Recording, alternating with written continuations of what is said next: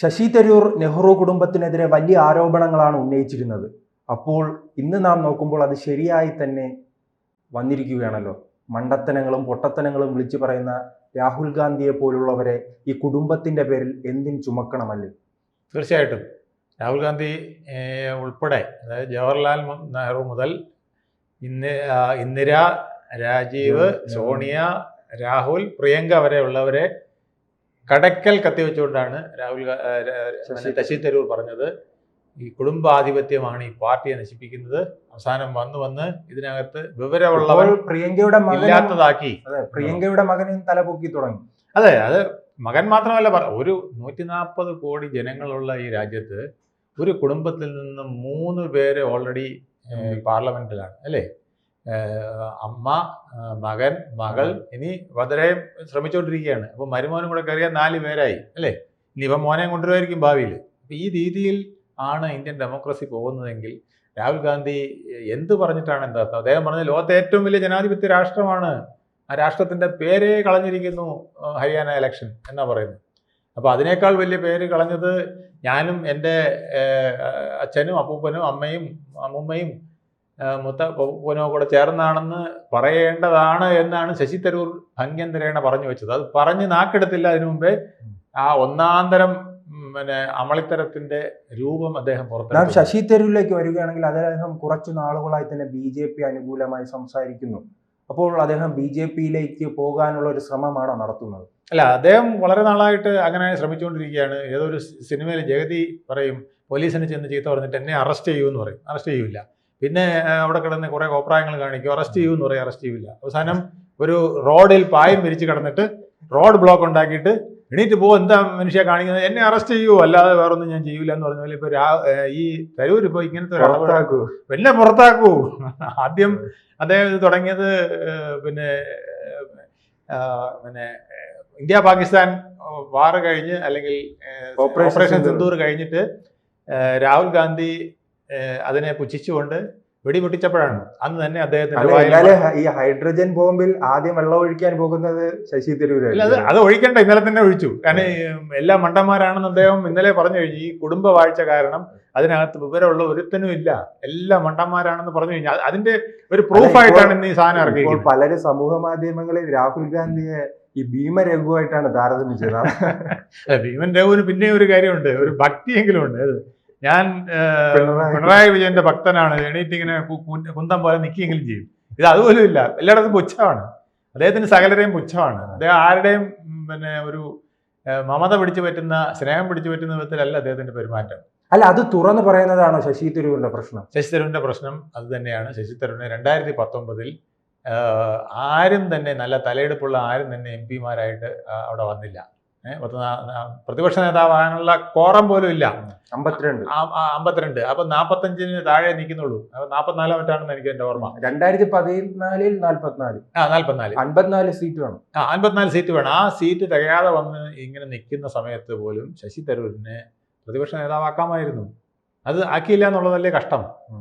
ആ സമയത്ത് ഈ അധിരഞ്ജൻ ചൗധരി എന്ന് പറഞ്ഞ ഒരു വീൺവാക്കിന്റെ ഉടമയെ പിടിച്ച് MP ആക്കി, പ്രതിപക്ഷ നേതാവാക്കി. അവർക്ക് കിട്ടാനുള്ള അടി മുഴുവൻ കിട്ടി. അദ്ദേഹം എന്ന് പറയുമ്പോഴും അതിന് 2 അടി വാങ്ങിക്കുന്ന പരിപാടികളെ അദ്ദേഹം ചെയ്തിരുന്നുള്ളൂ. അതിന് പകരം അന്ന് ശശി തരൂരിനെ പ്രതിപക്ഷ നേതാവാക്കിയിരുന്നെങ്കിൽ എന്ത് മൈലേജ് കോൺഗ്രസിനുണ്ടാകുമായിരുന്നു. അപ്പോൾ അത് ചെയ്തില്ല.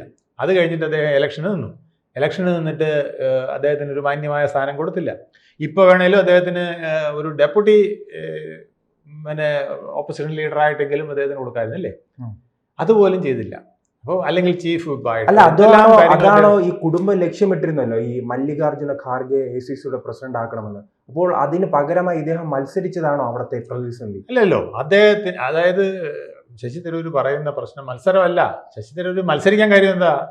അവഗണനയുടെ അങ്ങേയറ്റം വന്നപ്പോഴാണ് മത്സരിക്കാൻ തയ്യാറായത്. ഇനിയെങ്കിലും എന്നെ ഒന്ന് മൈൻഡ് ചെയ്യട്ടെ, ഞാൻ 10 വോട്ട് കാണിക്കുന്നതിനാണ്, 10% കൂടുതൽ വോട്ട് കിട്ടി, എല്ലാവരും എതിർത്തിട്ട്. കേരളത്തിൽ KPC ഓഫീസിൽ പോലും കാലുകുത്താൻ നേരെ സമ്മതിച്ചില്ല, അല്ലേ? ചെല്ലുന്നിടത്തെല്ലാം ശശി തരൂർ വരുമ്പെന്ന് പറയുമ്പോൾ PCC ഓഫീസുകളുടെ ഡോർ അടയ്ക്കും. പിന്നെ പിള്ളേരൊക്കെ ഞാൻ റോഡിൽ നിന്ന് ഓടി ഇറങ്ങി വന്നിട്ട് രാഹുൽ ശശി തരൂർ ചിന്താബാന്നൊക്കെ വിളിക്കുന്നത്, അല്ലേ? അപ്പം അദ്ദേഹത്തിന് ഒരു ബേസ് വോട്ടുണ്ട്, യുവാക്കളുടെ ഇടയിൽ ഒരു സ്വാധീനമുണ്ട്, മറ്റ് പല സെക്ടറിലും അദ്ദേഹത്തിന് സ്വാധീനമുണ്ട്. സ്ത്രീകളടക്കം ഒത്തിരി പേരുടെ ഒരു താരമാണ് അദ്ദേഹം.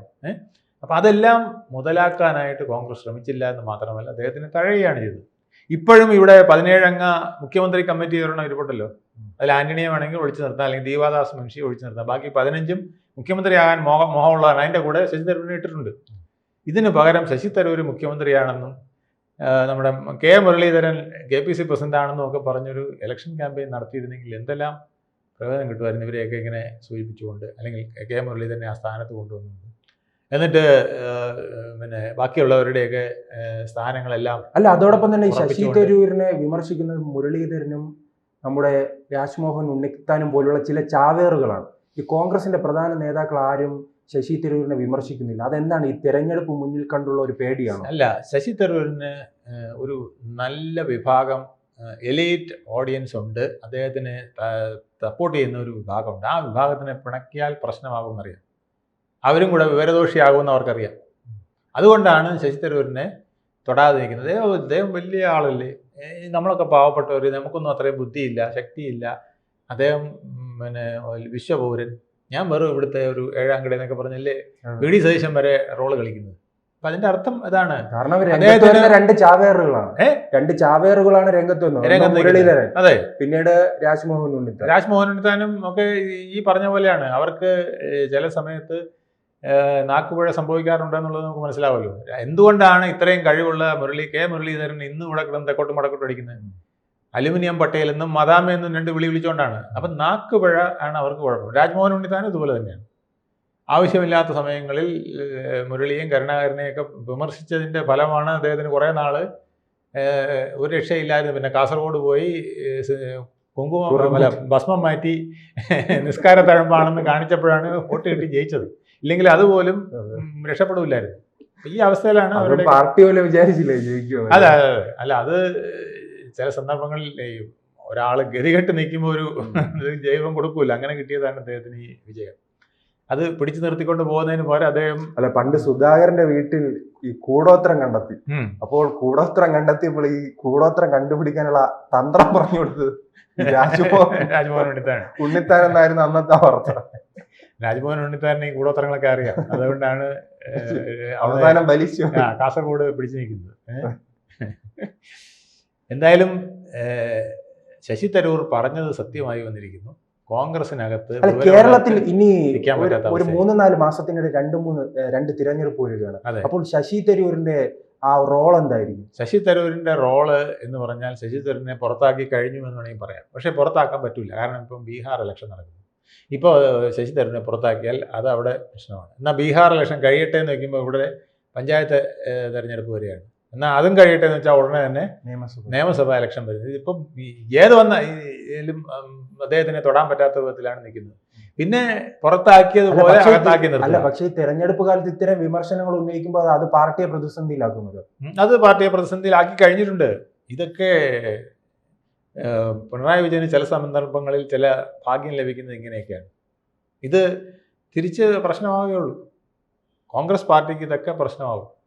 അതിൻ്റെ ആദ്യ സൂചനകളാണ് ഈ കണ്ടുകൊണ്ടിരിക്കുന്നത്. ഇത് ഇന്നും ഇന്നലെയും തുടങ്ങിയതല്ല, ജവഹർലാൽ നെഹ്റുവിൻ്റെ കാലം മുതൽ തുടങ്ങിയതാണ്. ജവഹർലാൽ നെഹ്റു സർദാർ വല്ലഭായ് പട്ടേലിൻ്റെ പ്രശ്നം വന്നപ്പോൾ ഞാൻ മുമ്പ് പറഞ്ഞതാണ്, പട്ടേലായിരുന്നു പ്രധാനമന്ത്രി ആകേണ്ടത്.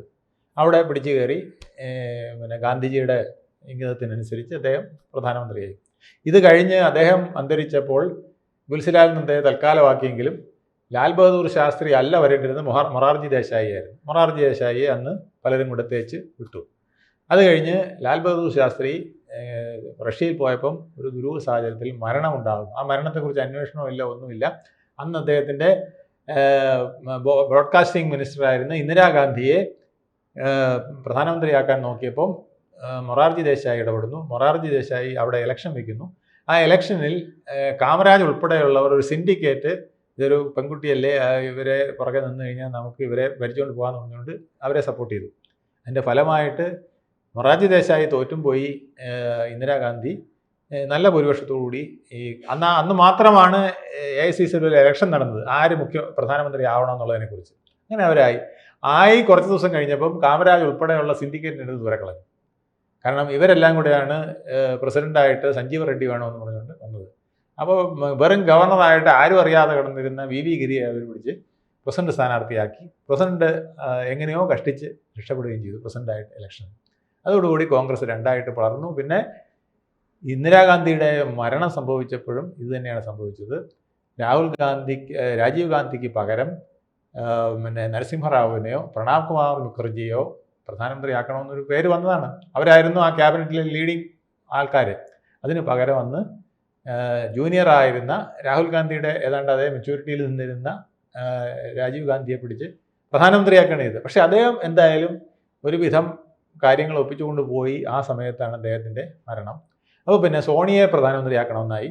അന്നത്തെ പ്രസിഡൻ്റായിരുന്ന ഡോക്ടർ അബ്ദുൽ കലാം, APJ അബ്ദുൽ കലാം പറഞ്ഞു, വിദേശ വനിത എന്നുള്ള നിലയ്ക്ക്, വിദേശത്ത് ജനിച്ച ഒരു വനിത എന്നുള്ള നിലയ്ക്ക് ഇന്ത്യയിൽ പ്രധാനമന്ത്രി പ്രസിഡന്റ് പദത്തിന് സാധ്യതയില്ല, കോൺസ്റ്റിറ്റ്യൂഷനിൽ അങ്ങനെ ഒരു പ്രൊവിഷൻ ഇല്ല എന്ന് പറഞ്ഞ് അദ്ദേഹം സത്യപ്രതിജ്ഞയ്ക്ക് വിളിക്കില്ല എന്ന പ്രശ്നം വന്നപ്പോഴാണ് പിന്നെ നരസിംഹറാവുവിനെ ആക്കുന്നത്. നരസിംഹറാവുവിനെ ആക്കാൻ കാരണവും ഇത് തന്നെയാണ്.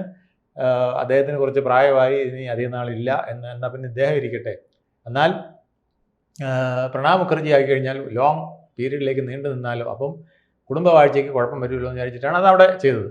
അത് കഴിഞ്ഞ് പിന്നെ രണ്ടാമത് നരസിംഹറാവുവിൻ്റെ കാലം കഴിഞ്ഞ് പിന്നീട് മൻമോഹൻ സിംഗിനെയാണ് ആക്കിയത്, അല്ലാതെ വീണ്ടും പ്രണബ് മുഖർജി അല്ല. അപ്പം ഇങ്ങനെ തഴഞ്ഞ് അവസാനം പിന്നീട് ഭരണം പോലും ഇല്ലാത്ത അവസ്ഥ വന്നു. ഇപ്പം അമ്മയും മോനും മോളും വെറും MP-മാരായിട്ട് ഇരിക്കുകയാണ്. അതും കുടുംബവാഴ്ചയുടെ ഫലം കൊണ്ടാണ് അങ്ങനെ നിൽക്കുന്നത്. ഇപ്പോൾ ഉണ്ടാക്കിയിരിക്കുന്ന AICCയിൽ അല്ലെങ്കിൽ അവരുടെ വർക്കിംഗ് ബോർഡിൽ പോലും ഒരു മികച്ച ഒരാളില്ല എന്നുള്ളതാണ് നമുക്ക് മനസ്സിലാക്കേണ്ടത്. ജ്യോതിരാദിത്യ സിന്ധ്യയെ അവിടെ നിന്ന് ഓടിച്ചു. സച്ചിൻ പൈലറ്റ് തോറ്റു തുന്നമ്പാടി അവിടെ നിൽക്കുന്നു. ഇല്ലെങ്കിൽ 4 യുവാക്കളെങ്കിലും കിട്ടില്ലായിരുന്നു. ജ്യോതിരാദിത്യ സിന്ധ്യ, സച്ചിൻ പൈലറ്റ്, രാഹുൽ ഗാന്ധി, പ്രിയങ്ക ഗാന്ധി, ഇവരൊക്കെ നിൽക്കുമ്പോൾ തന്നെ ഒരു 4 നേതാക്കളെ കിട്ടില്ലായിരുന്നു. ഇപ്പോൾ എല്ലാം വളരെ പ്രായമായ കിളവന്മാരാണ് ഉള്ളത്. ദിഗ്വിജയ് സിംഗ്, ഒരു കാലത്ത് ദിഗ്വിജയ് സിംഗ് ആയിരുന്നു, മധ്യപ്രദേശിലൊക്കെ കിടിലമായിരുന്നു അദ്ദേഹത്തിന്. ഇപ്പോൾ അതിനുള്ള കപ്പാസിറ്റി ഇല്ല. അദ്ദേഹത്തെ പോലുള്ളവർ, പിന്നെ ജയറാം രമേശിനെ പോലുള്ളവർ, ഇവരൊക്കെ ആണ് അവിടുത്തെ വലിയ അംബികാ സോണിയൊക്കെ ഒരു കാലത്ത് ഭയങ്കര പേരായിരുന്നു, പക്ഷേ ഇപ്പോൾ ഒന്നുമല്ലാതായി. അതുപോലെ തന്നെ ചിദംബരം, ഇവരൊക്കെയാണ് ഏറ്റവും വലിയ നേതാക്കൾ. ഇവരെയൊക്കെ ചൂണ്ടിക്കാണിച്ച് പ്രധാനമന്ത്രി പോയിട്ടൊരു മന്ത്രിയാണെന്ന് പറഞ്ഞ് നിർത്താൻ പോലും ഇപ്പോൾ പലർക്കും താല്പര്യമില്ലാത്തൊരവസ്ഥയല്ലേ. അവരൊക്കെയാണ് ഇവിടെ ഉള്ളത്. അപ്പോൾ ഇവിടെ 1947 മുതൽ 2025 വരെ കഴിഞ്ഞ 78 വർഷവും കുടുംബവാഴ്ചയായിരുന്നു എന്നുള്ളത് ശശി തരൂർ പറഞ്ഞത് കറക്റ്റാണ്. പിന്നെ അദ്ദേഹം പറഞ്ഞു ഇന്ത്യ മുന്നണിയിലുള്ളവർ മുഴുവൻ, വടക്ക് അബ്ദുള്ള ആൻഡ് സൺസ് മുതൽ തെക്ക് സ്റ്റാലിൻ ആൻഡ് സൺസ് DMK വരെ എല്ലാം ഇങ്ങനെയാണ്. അത് കഴിഞ്ഞിട്ട് പിന്നെ ശിവസേനയിലെ ഉദ്ധവ് താക്കറെ ആൻഡ് സൺസ് മുതൽ കിഴക്ക് മമത ആൻഡ് മരുമകൻ വരെയുള്ളതെല്ലാം ഈ പരുവത്തിലാണ്. അതിനിടയ്ക്ക് ശിവസേനയായാലും DMK ആയാലും SP ആയാലും RJD ആയാലും ഇങ്ങനെ മുഴുവൻ ഇന്ത്യ മുന്നണിയിലുള്ള മുഴുവൻ പേരും ഇതുപോലത്തെ പരിവാറുകളാണ്. എല്ലാം മക്കളും മക്കളുടെ മക്കളുമായിട്ട് നിൽക്കുന്നവരാണെന്ന് പറഞ്ഞ് അദ്ദേഹം താറടിച്ച് ഇതിനെല്ലാം വെട്ടിക്കീറി കളഞ്ഞു. അന്ന് രാത്രി ഇദ്ദേഹത്തിനെ പുറത്താക്കേണ്ടതാണ്. ഈ ലേഖനം വന്ന അന്ന് 1 മണിക്കൂറിനകം ചെയ്യേണ്ടതാണ്. പക്ഷെ അത് ചെയ്തില്ല, ചെയ്യാനുള്ള കെൽപ്പില്ല എന്നുള്ളതാണ് ഇന്ന് കോൺഗ്രസിന് വന്നിരിക്കുന്ന ഗതികേട്. കൂടുതൽ വാർത്തകളും വിശേഷങ്ങളും നിങ്ങളിലേക്ക് എത്താൻ ABC മലയാളം സബ്സ്ക്രൈബ് ചെയ്യുക, ബെൽ ബട്ടണും അമർത്തുക.